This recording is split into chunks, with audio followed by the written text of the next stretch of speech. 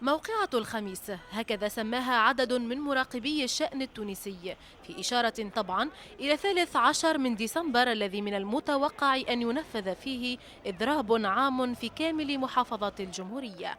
لكن الأمر لم يحسم بعد، فالملف ما زال على طاولة المفاوضات بين أكبر مركزية نقابية في البلاد مصرة على تطبيق قرار الإضراب، وحكومة نبهت من تداعيات ذلك وتجنب ما قد يخلفه من خسارة اقتصادية البلاد في غنى عنها.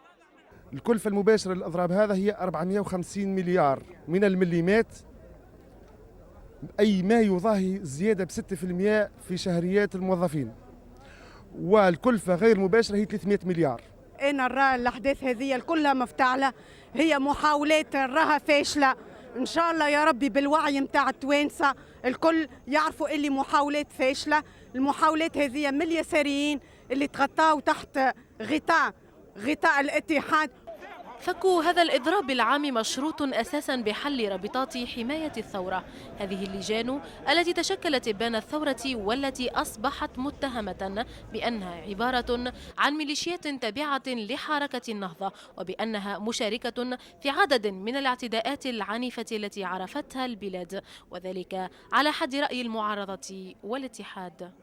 باش نحافظوا على اشياء اللي هي معناها نادى بها الاتحاد العام التونسي للشغل ما بعد الثوره من حريات ومن مكاسب اللي فات المجتمع التونسي، الا ما رانا انه حركه النهضه في حد ذاتها تحب تبعث بلبله بتعله انه الاتحاد العام التونسي للشغل فيه ناس يحبوا يورطوا تونس ويزلقوا تونس معناها في متاهات اخرى. انا نعتبر انه في بلادنا الديمقراطيه تقتضي ان يكون فيه اتحاد شغل قوي، اتحاد شغل عتيد، اتحاد شغل وطني، والوطنية تقتضي أن نبني بلادنا الكل مع بعض.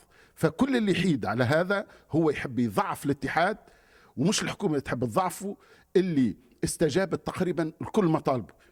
بعد زهاء عامين من الثورة فإن الساحة السياسية بشقيها الحاكم والمعارض تحتاج حتما إلى مراجعة فعلية وشاملة لما قدمته وما ستقدمه للمواطن من برامج وأهداف، بفتح باب الحوار والنقاش بعيدا عن أحادية الرأي، حتى لا يعرف المشهد تصعيدا أكبر قد يؤدي إلى نتائج غير مرغوب فيها.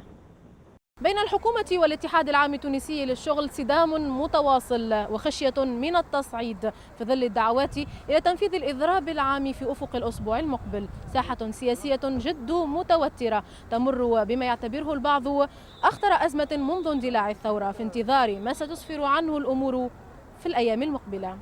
يسرى والناس، قناة الاتجاه، تونس.